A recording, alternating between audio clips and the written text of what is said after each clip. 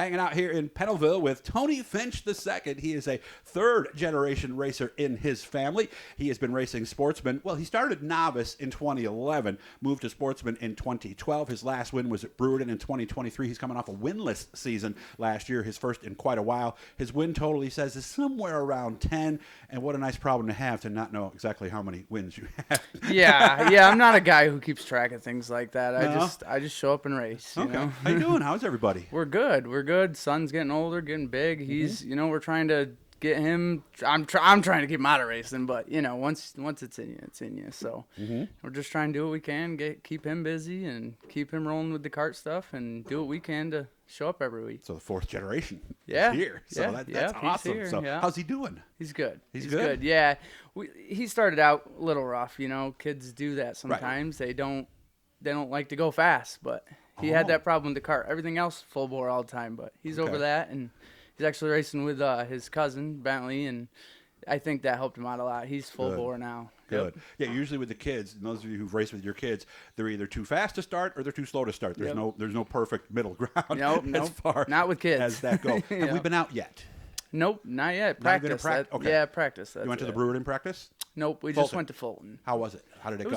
It was good. We ended up just bringing the Bicknell car, and I mean, practices are tricky. I mean, the track is usually really good at practice, so it's usually they don't put a lot of water on it, and that's how we like it. So we like to try stuff there, and that's you won't lose or gain anything. You only gain knowledge. So that's what we did. We tried a couple things, and took some notes and went from there. Yeah, I've been to the Fulton practice past couple of years. It's nice how it starts out a little on the tackier side and ends up slick. Yep.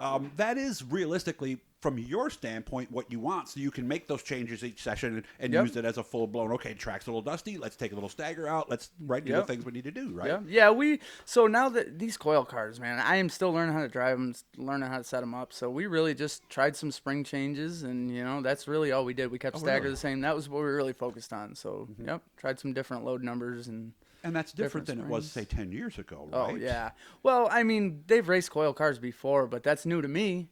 I started out bar cars until around 2020 when we came back into racing, and now I've just been trying to learn these coil cars. So. Are we getting it?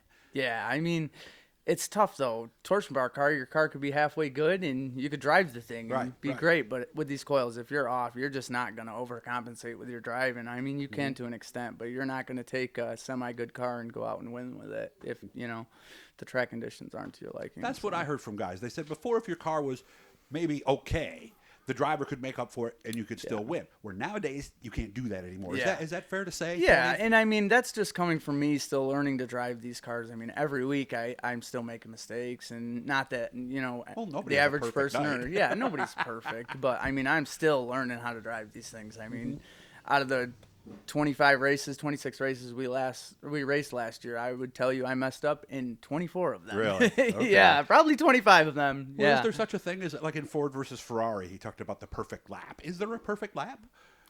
With dirt racing, with any racing, I don't think so. I don't think there is either, right? Yeah, I don't think that. My take on it, there's no such thing as perfect anyway. So just try to do your best. There's another car in here. This is a Troyer. He told you this is the Bicknell right here. Yep. So what is the plan for each car, or do we have a plan? Are we going to try to take this as it goes? Yeah, I mean, we have a plan. We're going to run our Troyer car at Brewerton every Friday. So the Bicknell last year, I had planned on using it as a series car or a Fulton car when we do go to Fulton, but I love the Troyer car, and I love the way it drives. And, you just get racing. If you're trying to learn a car, you want to race it more. If you want to be faster, you got to race more. That's it. So, and you don't want to be bouncing back and forth between cars. So we're really just undecided. We want to use them equally as much, but it just depends on how the weeks are going, Doesn't that double your work during the week, though, if you use them both in the same weekend, obviously? Yeah, I don't know how some of these guys do it with 3 or 4 cars. That's crazy, especially working a full-time job. I can barely keep up with 2 of them, and that's sportsman racing. Right, and then you got your son's cart to work on too. Yeah. Well, just go without maintenance. Yeah, he's learning to do it. I'm the type of guy. I'm not going to do it all for you. Yeah, I'm your dad. I'll teach you, but you're going to do a lot of it yourself, if not all of it. That, from what I've also heard, is the reason why some younger people, why their parents get them out, because it's like, no, I'm not going to do all the work. You got to be out here with me too. Yeah, it's tough. It's a lot of work. Teaches responsibility, though, doesn't it, Tony? 100%. And some kids, they just don't have that. But That's the way it goes, you know. But Yeah. my kid, that's how I was raised. My grandfather never, you know, he showed me how to do stuff, but he was not going to do it for me if I was capable. Show me, watch me, let me do it, basically, Yep, right? yep. And that's how he did Yep. it. So what's up Those this are week? nice words, but yeah, You like something that, like huh? that, Okay. yeah. I believe my wife's in education. She says that I'm a tactile learner. That's how I learn. Show Yep. me, watch me, let me do it. Yep. So I'm the feel free same to way. use that down Yep. the road. What's Yep. up this weekend?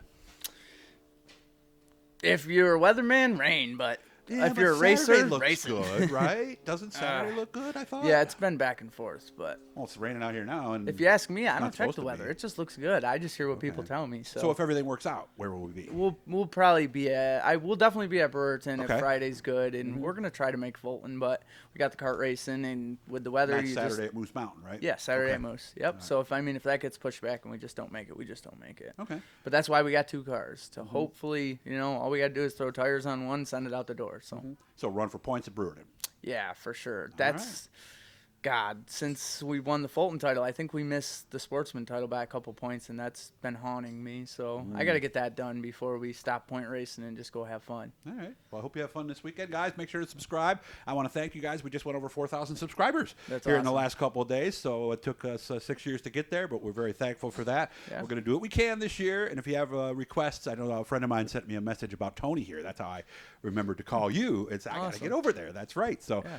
good luck with everything. Have fun. And hopefully you and I will do this again where we talk about your first win of 2025. Yeah. Thanks, Doug. Thanks for stopping out. I really Thanks, you appreciate guys, it. for watching. We appreciate it very much.